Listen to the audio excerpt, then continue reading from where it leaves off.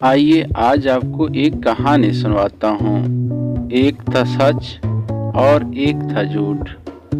19वीं सदी की एक रिवायत शुदा कहानी के मुताबिक सच और झूठ एक दिन मिलते हैं। झूठ सच को कहता है, आज का ये एक शानदार दिन है। सच्चाई आसमान की तरफ देखती है और आहें भरती है, क्योंकि वो दिन वाकई खूबसूरत था।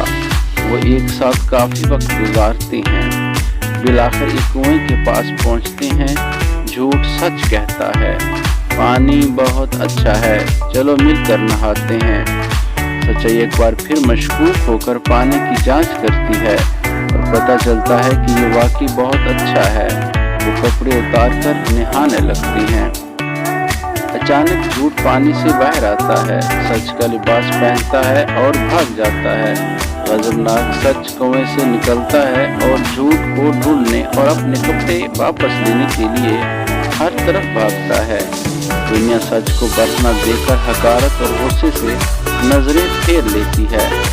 बेचारी सच्चाई कुएं में वापस लौट आती है और हमेशा के लिए गायब हो जाती है। अपनी शर्मिंदगी में वही छुप जाती है। इसके बाद से झूठ सच का लिबास पहनकर मुआशरे की ज़रूरियात को पूरा करने के लिए पूरी दुनिया का सफ़र करता है, कि दुनिया किसी भी सूरत में बरहना सच से मिलने को तैयार नहीं।